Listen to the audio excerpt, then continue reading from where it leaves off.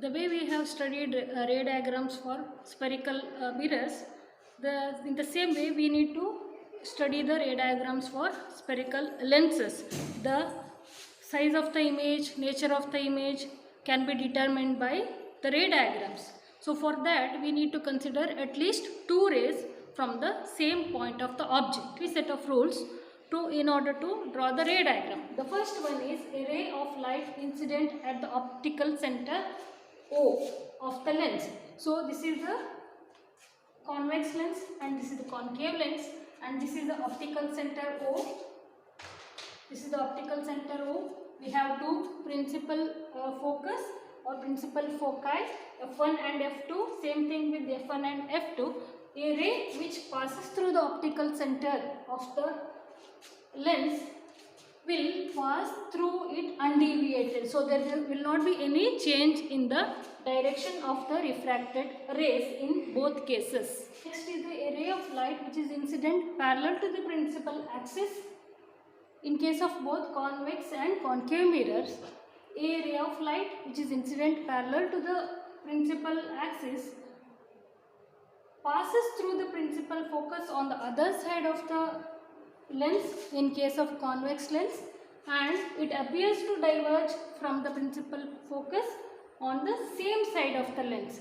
A ray which is parallel to the principal axis emerges out on the other side of the principal focus in case of convex lens, and it appears to diverge from the principal focus in case of concave lens. Light which is passing from the principal focus or which is appearing to meet at the principal focus will emerge parallel to the principal axis after refraction. A ray of light which is passing from the principal focus or which is appearing to meet at the principal focus emerges parallel to the principal axis after refraction. Here is a table for your reference.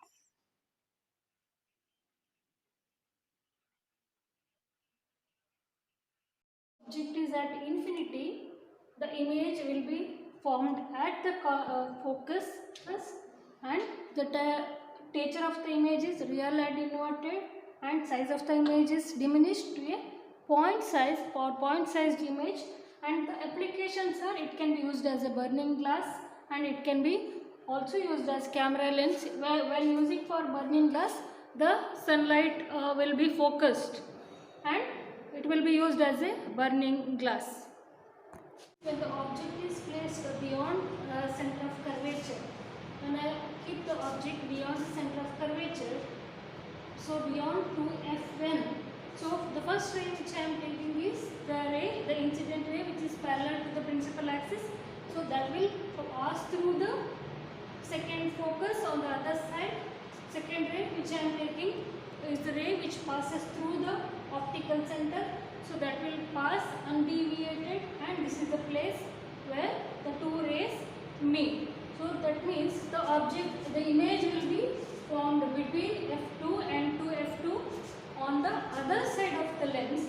And what is the nature? It is real and it is inverted because it is on the other side of the principal axis, and it is diminished, so it is smaller than the object. So what are the uses? It is used in camera lenses when a not very far object has to be photographed. When the object is placed at C or when the object is placed at 2f1, so the incident ray which I am taking is, one is the ray which is parallel to the principal axis, so that will pass through the focus on the other side. Second ray which passes through the optical center, so that will pass undeviated, and this is the point where these two refracted rays meet. So the image will be formed on the other side of the lens at 2f2.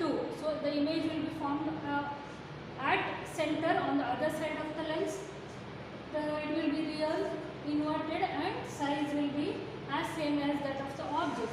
So in this way, this is used in terrestrial telescopes for erecting the inverted image which is obtained from the objective lens. Object is placed between f and to f1. The first ray I am taking is the parallel to the principal focus. The first ray which I am taking is the ray which is parallel to the principal axis. So that will pass through the focus after refraction, and the second ray which passes through the optical center, that will pass undeviated. So this is where the two refracted rays meet. So the image is formed between F2 and it is formed beyond 2F2 on the other side of the lens. The nature of the image is real, inverted, and it is magnified. The image will be larger than the object. So in this way it is used in cinema and slide projectors to get the magnified images. When the object is placed at F1, the first ray which I am taking is the ray which is parallel to the principal axis. So that will pass through the focus after refraction. The second ray again which passes through the optical center. So that will also pass through undeviated. The image I am getting is at infinity, so they don't meet. So we get a parallel beam of rays. We get a parallel beam which never meet. So the image is formed at infinity on the other side of the lens. Nature is real and inverted, and it is highly magnified. In this way they are used in spectrometers to obtaining large beam of light.